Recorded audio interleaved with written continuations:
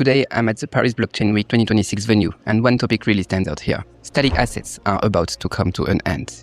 Drawing from my 10 years experience in this space, I want to share my straight-up take with you today because I've been hearing a lot of things today. And I think what I found out is a lot of people still believe that in the RWA sector heading into 2026, the main goal is simply moving assets on the blockchain. Yes, just put assets on the blockchain. That's as easy as that.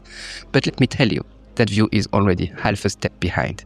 The real change isn't just turning your house bonds or fund shares or anything into a token and sticking it on chain for everyone to admire. That earlier phase has ended already. A few years ago, it was all about taking a high-resolution photo of your old paper property deed and uploading it to the internet. It's kind of like 2021 NFTs. It looks modern on the surface, but the asset is still just lying there, completely unmoving. It's still a classic static asset, starting in 2026, so the conversation in the market has already shifted. Now people are asking whether this asset can actually start to flow, whether it can be called upon at any time, and whether it can slide right into full cycles of payment, collateral, financing, and reallocation just like cash does. That's the part that makes the end of static assets genuinely exciting. Think about it. Someone has a house on their books, a pile of government bonds, some fund holdings, and a bit of insurance cash value. On paper, their net worth looks great, but their daily life might not feel easy at all. Why? Because all that stuff is valuable, yet it's not alive enough. You just can't decide today you want a sports car and sell off half a plot of land, and you definitely can't turn around tomorrow and retitle the whole house just to free up some short-term cash. So the biggest problem ordinary people face has never been, do I have any assets? It's always been, can I actually get liquidity from those assets without having to sell them? What I want to say is this pain point is something I have seen super clearly in the industry these past few years. A ton of projects jump in talking about tokenization, on-chain ownership proof, and putting everything on-chain. Just tokenization. It all sounds fancy and high-tech, but when you ask the real question, what new ability does the holder actually gain from that? A lot of them start to get vague. If an asset goes on-chain and still just sits there to be displayed, valued and hyped in stories, then it's only got a new packaging. It's not a real financial upgrading at all. So the true upgrade is when you can take part of the credit from a house without selling it and use that for liquidity management. It's when a bond doesn't have to be held to maturity but can instead plug straight into a 24/7 financing and settlement system.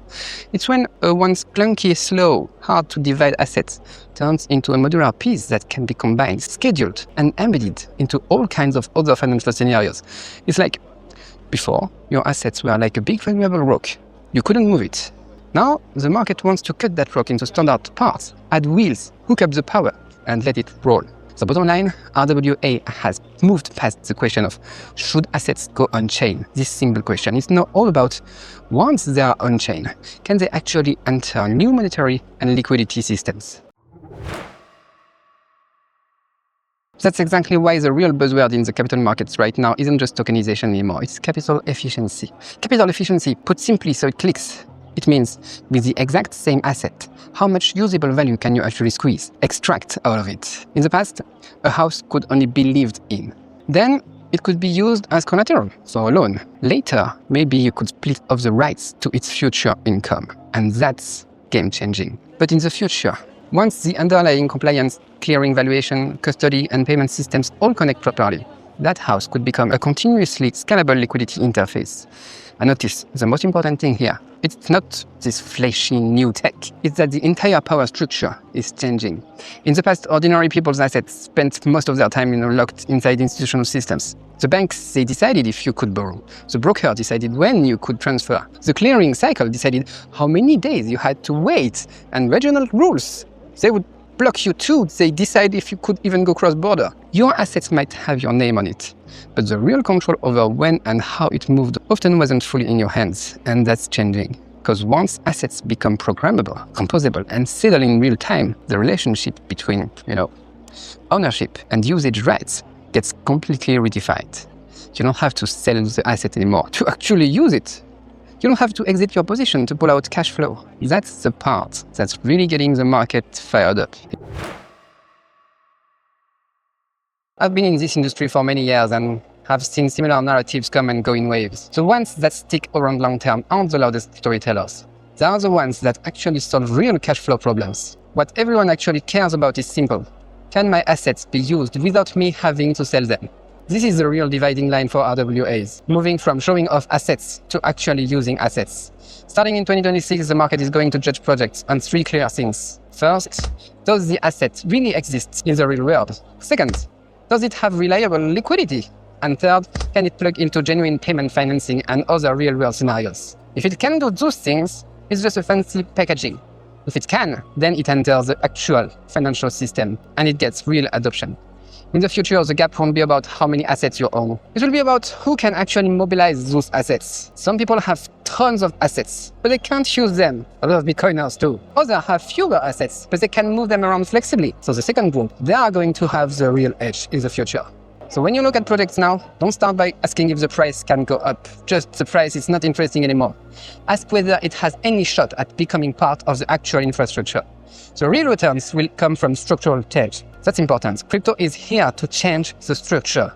Whoever understands first that assets are meant to be deployed and scheduled, those are the ones who are going to catch the next big wave. So, all in all, if you want to only remember one sentence from this video, make it this one. The future of RWAs isn't turning assets into tokens. The future of RWAs is making every single asset behave more and more like cash. You'll be able to spend it, collateralize it, finance against it, split it, allocate it, and keep pulling liquidity from it without ever having to sell. And when that day comes, the whole idea of static assets starts to feel outdated. Alright, that's it for today's video. If you enjoyed it, please give it a like, drop a comment and share it with your friends. And if you think what I shared was solid, hit subscribe, turn on the notification bell, join my Telegram group so we can talk directly. The links are all in the description. See you guys in the next one. I'm going back in. Wish me luck. There's a lot of people here.